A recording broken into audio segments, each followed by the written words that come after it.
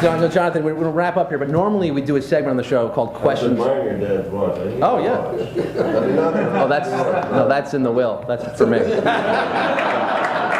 have that one. It was in the will. Listen, I think he's enjoyed having me here. Yeah, I think Plus your will was written in invisible ink, which can change. Someone closer to my age, you know. Yeah. Because I'll need it more, and then I'll, anyway. I don't even wear a watch. All right, so you wanted to wrap up? Well, I want to tell you that we have to, unfortunately. I'd like to talk all night, but normally we do a segment called Questions from the Audience, where I'll present a guest with what I claim to be actual questions from the audience, but are instead absurd, ridiculous questions that I've written with my staff beforehand and kind of goof them a little bit. Since you're a more distinguished and intellectually gifted guest, no offense to the sex bloggers and YouTube celebrities I have usually, I figured I'd open the floor to some real questions from the actual audience for you tonight. Are you okay with that? Yeah, fine. It seems like a wonderful. Yeah, I think they're hip. Anyone have questions for the one and only Jonathan Ames? Come on, don't let me down here. Let me just say something. All right. Whenever you ask for questions, there's at least 18 seconds of awkward, strange, pregnant silence. So you don't have to rush it. Just let people settle in. And then one brave person will raise their hand. Often after someone says something like this. You know what I mean? Right. Calm, strange tone. But even if I hadn't brought our attention to it, you don't ever have to panic, because it's like, any questions? Usually not. And then someone's like, no, but okay. No, you just wait a moment, and then someone's like, I'd like to talk. Because when you come to performance, some people are like, I got something to say too. Yeah, well. So would someone like to raise their hand, and you'll be received in a gentle way? Couldn't have said it better. No. Well, I've got one last question. Jinxed it. No, there. Oh, we got something. We got something. Yeah. See, I knew it was going to happen, and the one that happened right over there. It's like it's floodgates are opening. It's the nature of things. Unfortunately, I'm not too familiar with your work, but from what I gather, I know, but you saw that. That's all you need to know now. now we're better acquainted. I gather the board to death is pretty fantastic because I'm enjoying this conversation right on here.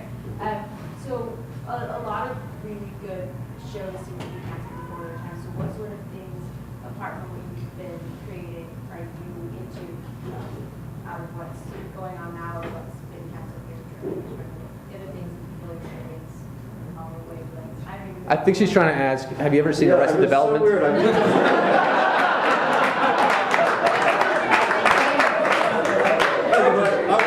Can I point something out?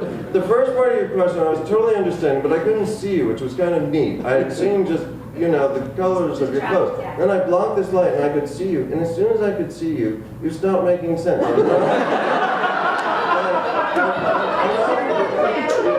I'm not being rude, but it's so interesting that suddenly, you just lost it in a nice way. But what is the question? Outside of the things that you produce, what work is going on that you admire? Oh, what do I admire? Okay. Well, I like this show. You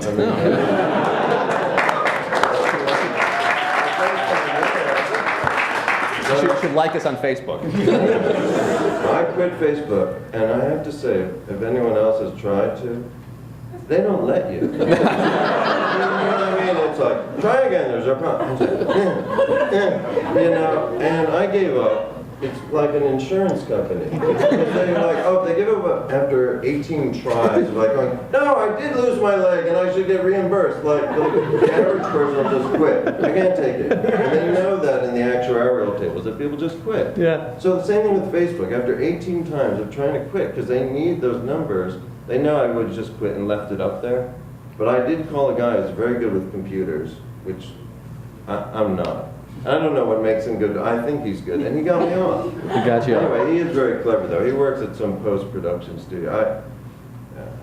Next time we have him in the show, I think we can get it. We'll get into that stuff. No. I just post-production studio. No, I got these new jeans, and they're very tight, so it made me my legs in a way which I felt was just really, I don't know, like something out of Liberace or something. I felt like you would have noticed, but I didn't mean to. It's just these jeans are. Anyway, should we take one more question? Because I felt one more person was eager, and that was a good question, and all I said was this show. Not really answering